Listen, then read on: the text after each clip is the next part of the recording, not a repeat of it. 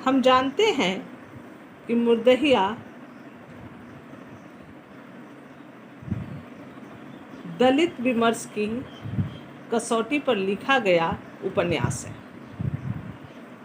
संसार में मनुष्य का आगमन और बुद्धि नामक तत्वों के आधार पर एक दूसरे पर वर्चस्व स्थापित करने की अनावश्यक मांग सुंदर दुनिया को बेवजह नर्क बना देती है। सालों साल से एक मनुष्य मालिक और उसके जैसा ही दूसरा रूप, जिसके हाथ पैर नाक कान हैं, वह गुलाम, पीड़ित, दलित, कुचला हुआ है। दलितों के मन में हमेशा प्रश्न उठता है कि ऐसा क्यों, पर उसके क्यों को हमेशा निर्माण होने से पहले ही मिटा दिया जाता है। परंतु समय की चोटों से, काल की थपेड़ों से पीड़ित भी अपनी पीड़ाओं को वाणी दे रहा है। एक की गूंज सभी सुन रहे हैं और अपना दुख भी उसी तरीके का है कहने लगे हैं। शिक्षा से हमेशा दलितों को दूर रखा गया, लेकिन समय के चलते परिस्थितियां बदली और चेतनाएं जागृत हो गई। 1, 2, 3 से होकर शिक्षितों की कतार लंबी हो गई और अपने अधिकारों एवं हक की चेतना से आक्रोश प्रकट होने लगा। कईयों का आक्रोश हवा में दहाड़ता हुआ तो किसी का मौन। अभिव्यक्ति का प्रकटीकरण का स्वरूप अलग रहा, परंतु वेदना, संघर्ष, प्रतिरोध, नकार, विद्रोह, आत्मपरीक्षण सब में बदल बदल कर आने लगे।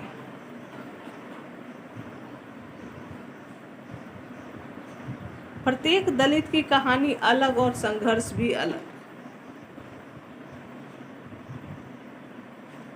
भारतीय साहित्य की विविध भाषाओं में बड़ी प्रखरता से दलितों के संघर्ष की अभिव्यक्ति हुई है और हो रही है।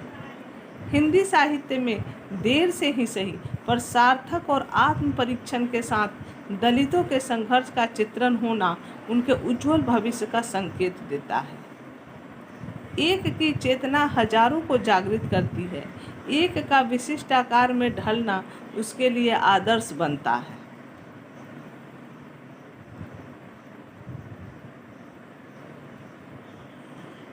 चिंगारी से आग बनना और हथौड़े की चोट से मनचाहा आकार ग्रहण करना जीवन के उद्देश्य को पाना है।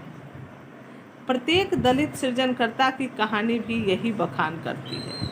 डॉक्टर तुलसी राम द्वारा लिखित आत्मकथन मुर्दहिया की कथा वस्तु भी लगभग यही है। दलित विमर्श की सारी कसौटियों पर मुर्दहिया को परखा जा सकता है। बचपन से महाविद्यालयीन जीवन तक का मार्मिक और वेदनामयी शब्दों में किया गया वर्णन किसी महाकाव्य से कम नहीं है। एक एक घटना और प्रसंग प्रत्येक व्यक्ति को आत्म परीक्षण करने का आह्वान करता है। कई सवाल सामाजिक व्यवस्था पर भी खड़े कर देता है। एक दलित, गरीब, उपेक्षित बच्चे का उच्च विद्या विभूषित होना प्रसंग का अलग बात है और प्रसंग के साथ साथ ये प्रशंसा की भी पात्र है। सामाजिक व्यवस्था में दलित होना, फिर ईश्वरीय अकृपा और चेचक की मार से काना बनना उस बच्चे के लिए दोहरा अभिशाप है।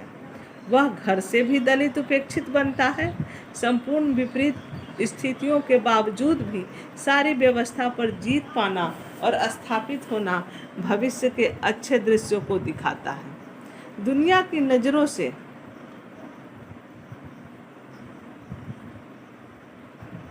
अगर हम देखें तो मुर्दहिया में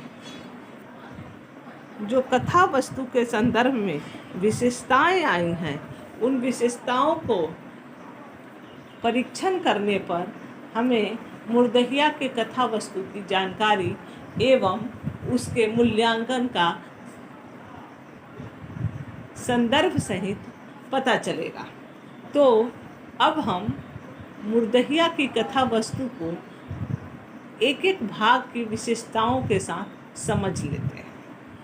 मुर्दहिया की कथा वस्तु में आए विशेषताएं इस प्रकार हैं, जो एक नंबर में आते हैं वेदना।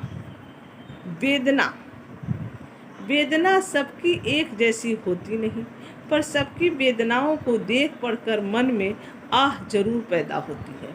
और प्रश्न उठता है कि यह वेदना उसे क्यों? उसे खुश रहने का अधिकार क्यों नहीं? दलितों के जीवन और उनके संघर्ष के साथ हमेशा वेदना जुड़ती है। नए समीक्षक दलित साहित्य का सौंदर्य शास्त्र बताते वक्त वेदना की कसौटियों पर उसे आंकते भी हैं। आम वेदना और दलितों की वेदनाओं में अंतर होता है। दुर्घटनावश प्राप्त आम वेदना स्वीकार्य है, पर सामाजिक अधमता के कारण दी गई वेदनाएं चीड़ निर्माण करती है। मुर्दहिया का नायक तुलसीराम कोई एक दलित नहीं तो दलितों के संपूर्ण बच्चे और युवा पीढ़ी की वेदनाओं को व्यक्त करता है। कम ज़्यादा रूप में यह प्रसंग हर एक दलित के हिस्से आए हैं, जो सामाजिक घटियता को दिखाते हैं। डॉक्टर तुलसीराम ने चमार जाति में जन्म लिया और दलित होने का दुख सामाजिक व्यवस्था के कारण पाया, पर चेचक की आपदा से दाईं आंख का खोना अशुभ की श्रेणी में लाकर पटक देता है। अतः उनका दर्शन घर से लेकर बाहर तक के लिए अपशकुन बना देता है। पास पड़ोस, अपनों और अन्यों से की गई जातिगत और आंखगत टिप्पणियां उन्हें हमेशा वेदना देती हैं। कनवा बड़ा तेज हो, एक फाटक बंद है, कहना तथा जाति पर आधारित की गई टिप्पणियां मर्मांतक वेदना देती हैं।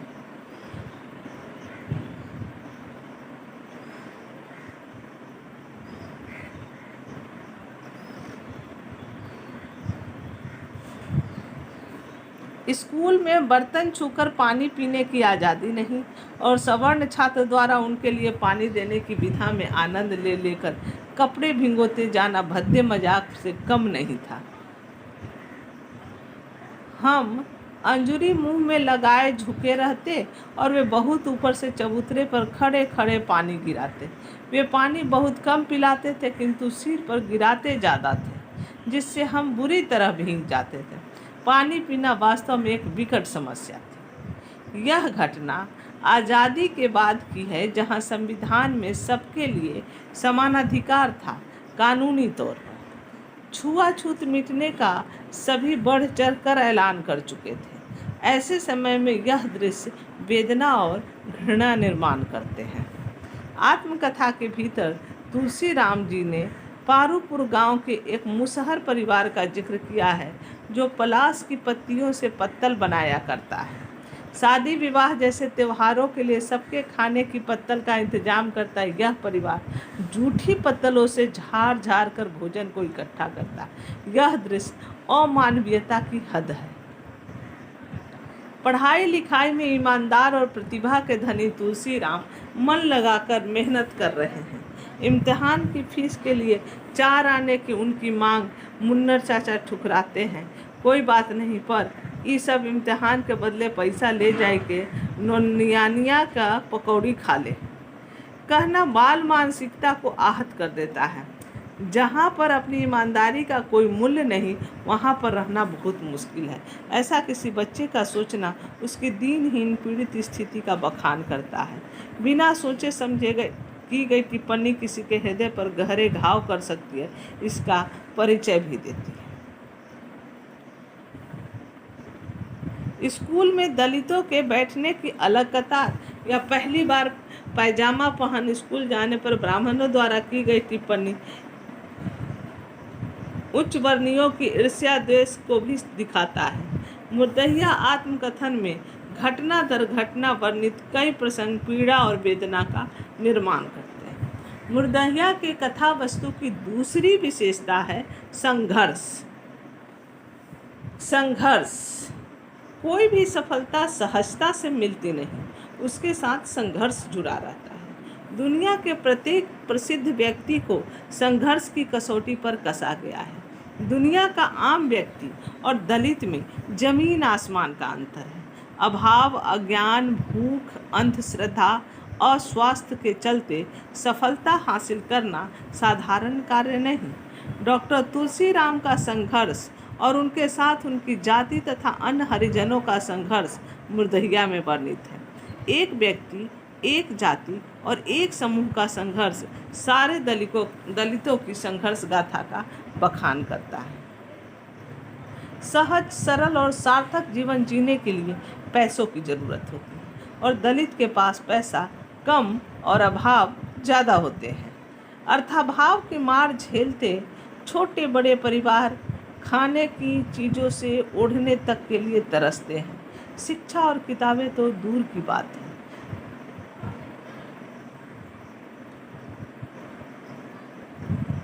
तुलसीराम जाड़े के दिनों के संघर्ष का वर्णन करते हैं। हमारे घर में सोने के लिए जाड़े के दिनों में घर की फर्श पर धान का पोरा अर्थात पुआल बिछाया जाता था। उस पर कोई रेवा या गुदरी बिछाकर हम धोती ओढ़कर सो जाते। इसके बाद मेरे पिताजी पुनः ढेर सारा पुआल हम लोगों के ऊपर फैला देते। वे दिन आज भी याद आते हैं तो मुझे लगता है कि मुर्दों सा लेटे हुए हमारे नीचे पुआल, ऊपर भी पुआल और बीच में कफन ओढ़े हम सो नहीं बल्कि रात भर अपनी चिताओं के जलने का इंतजार कर रहे हैं। एक तरफ यह स्थितियां और दूसरी ओर इसी देश में टाटा, बिरला, अंबानी जैसे अमीर लोग। आज भी हमारे देश से गरीबी हटी नहीं है।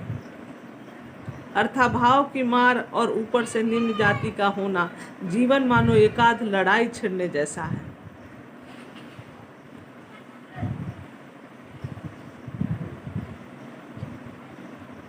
दिन भर की कड़ी मेहनत और संघर्ष के बाद भी पाया क्या? गाली, संघर्ष और अवहेलना का द्योतक। लेखक का पढ़ाई के लिए किया गया संघर्ष दादी माँ तथा अध्यापकीय प्रेरणा स्रोतों के बावजूद परिवार के अन्य सदस्यों द्वारा काम के डर से पढ़ने का बहाना बनाकर बैठ गया है। कहना लेखक के आत्मविश्वास को तोड़ देता है। उसे दोबारा ताकत के साथ जुटाना संघर्ष ही है।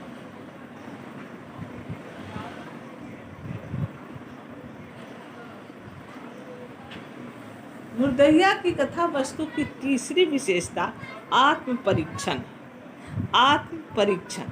प्रगति और विकास की चोटी तक पहुंचना है तो जागृति, चेतना और आत्म परीक्षण की जरूरत है। यह न केवल दलितों के लिए, आम आदमी के लिए भी है, लेकिन दलितों के लिए आत्म परीक्षण की अत्यंत आवश्यकता है। सालों से काल कोठरी में पड़े अंधेरे में पत्थरों से टकराते रहना इनके हिस्से में लिखा था।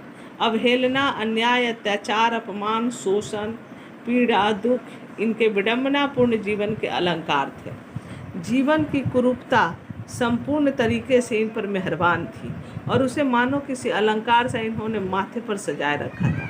बिना आत्म परीक्षण के कोई विचार नहीं, कोई सोच नहीं, नकार नहीं, प्रतिरोध नहीं।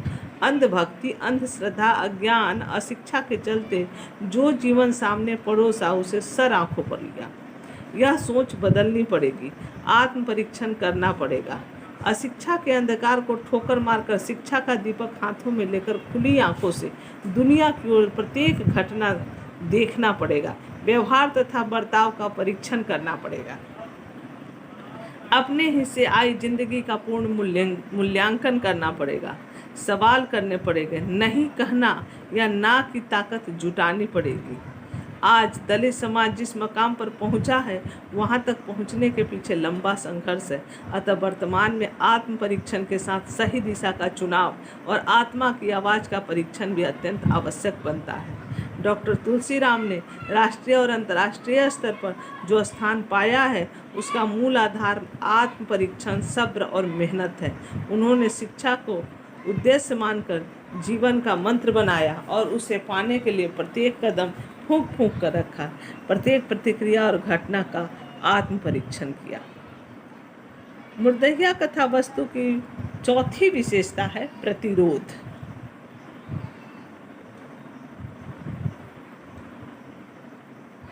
किसी अन्याय को रोके रखना, उसका विरोध करना अपनी स्वतंत्रता का ऐलान कर देता है, या यूं कहे कि होने वाले अत्याचारों को रोकने की पहली पहल होती है। मानवीय स्वभाव का स्वाभाविक गुण है कि सामने वाला थोड़ा नरम दिखा कि अपना शोषण तंत्र शुरू कर देना है। किसी के गलत मंसूबों को भांपकर समय रहते उसे रोका नहीं गया तो गुलामी तय समझे। दलितों के साथ भी ऐसा ही होता है। दलित है, समझ में आया कि सामने वाले की वाणी, आचरण और व्यवहार बदल जाता है। यह पहचान की बात नवीन जगहों की हो गई, लेकिन जिस गांव में दलित रह रहे हैं उसकी जाति कुल तो छिपता नहीं, अतः पहचान और पहचान का सवाल ही पैदा नहीं होता। किसी दलित व्यक्ति का किसी सवर्ण से पहला संपर्क उसके आगे की जिंदगी, व्यवहार एवं भूमिका को तय करता है। अतः अपने व्यक्तित्व की पहचान समाज में बनानी होती है। डॉक्टर तुलसीराम का व्यक्तित्व विशिष्ट परिस्थितियों में ढलता गया, आकार ग्रहण करता गया, जो उस समय की घटनाओं में सही ठहरता है। मुर्दहिया में कुछ प्रसंगों में सारे दलित समाज का प्रतिरोध ताकतवर बनकर आता है, जो लेखकीय समाज का दर्शन कराता है। लेखक ने मुर्दहिया के कई प्रसंगों में दलित एवं ब्राह्मण के आमने सामने आने का वर्णन किया है।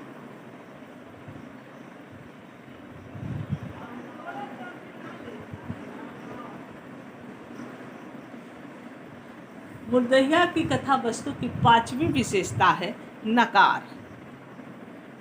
नकार नकार 2 प्रकार का होता है। एक, आपको दिए हुए कार्य, स्थान एवं स्थितियों को नकारना, और दूसरा, सामाजिकता नकारता के भीतर एक शक्ति पाकर सारे समाज को नकारते अपने अस्तित्व को ढूंढना। कहा जाता है कि आप किसी को जितना दबाने की कोशिश करेंगे वे उतनी ही ताकत के साथ उठने का प्रयास करेंगे। पीढ़ियों से दबा दलित समाज जबरदस्त आत्मविश्वास के साथ उठ चुका है। अब कोई भी दबाव उसका कुछ बिगाड़ नहीं सकता। अर्थात नकार से शक्ति पाना हमारी फितरत में हो। डॉक्टर तुलसीराम जैसे अनेक दलित लोगों का निर्माण सामाजिक नकार के पश्चात ही हुआ है। प्रत्येक दलित पात्र ध्यान रखे कि आत्मसम्मान, प्रतिष्ठा एवं अधिकार पाने का एक जरिया है शिक्षा। दुनिया भर के अभाव और पीड़ाओं को झेलते सबकी हिकारत एवं अपशकुन अगर डॉक्टर तुलसीराम बन सकती हैं तो आम आदमी दलित क्यों नहीं। सबके पास प्रतिभा होती है और अभाव की परिस्थितियों में और निखरती है, प्रज्वलित होती है। दलित ऐसी परिस्थिति पहले से पा चुके हैं, बस ज़रूरत है केवल शिक्षा की। साधारण शिक्षा से 20 साल जुड़ी मेहनत न केवल किसी एक व्यक्ति को उठाती है बल्कि उसके पूरे जाति और समूह में ताकत भर देती है। अतः ज़रूरत है सामाजिक नकार का पूरा लाभ उठाएं।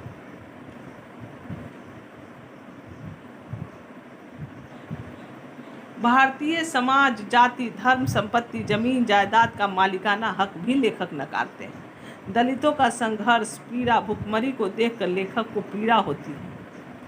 ऐसी परिस्थितियों से गुजरने वाले वातावरण में हकबट तथा सभी कमाएंगे सभी खाएंगे इतना ज़्यादा मेरे दिल को छू गए थे कि मैं आने वाली सारी जिंदगी में समाजवाद तथा सोवियत संघ का अंधभक्त बना रहा।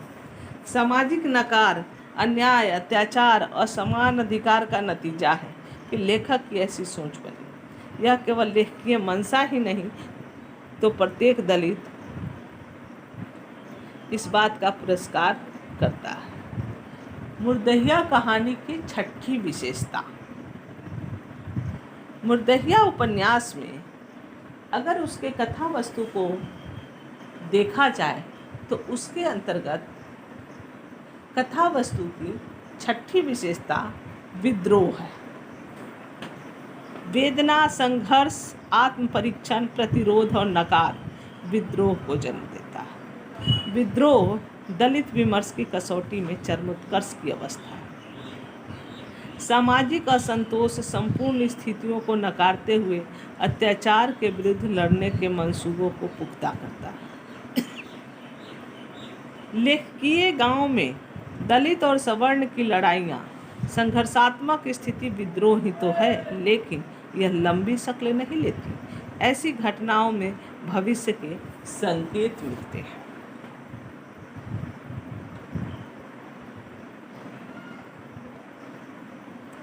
डॉक्टर तुलसीराम का बचपन हमेशा मौन और आत्म परीक्षण के साथ गुजरता है।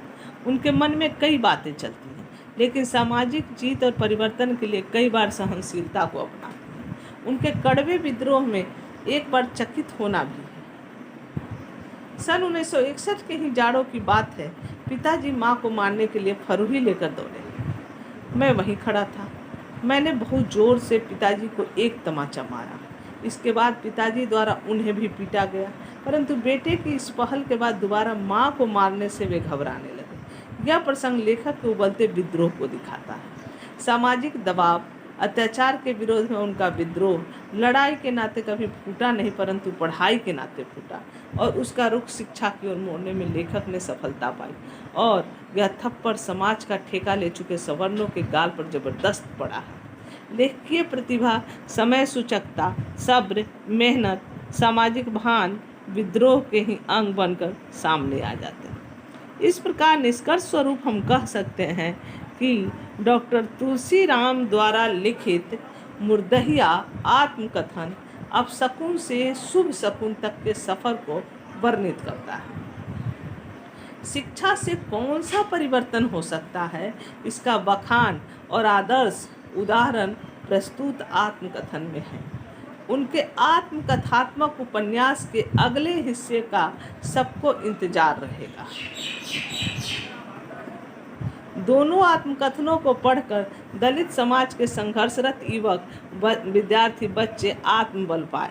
वर्तमान युग में तुलसीराम की बड़ी बड़ी किताबें, ग्रंथ और चिंतात्मक तात्विक बातें बहुत बेहतर ढंग से पढ़ने को मिल रही हैं, लेकिन मुर्दहिया जैसी कृतियाँ नहीं तो जीती जागती जिंदगी का चलचित्र है, जो प्रत्येक दलित पात्र को अपनी लगती है। अतः ऐसी रचनाएं चिरजीवी होती हैं, कालजयी होती हैं। धन्यवाद।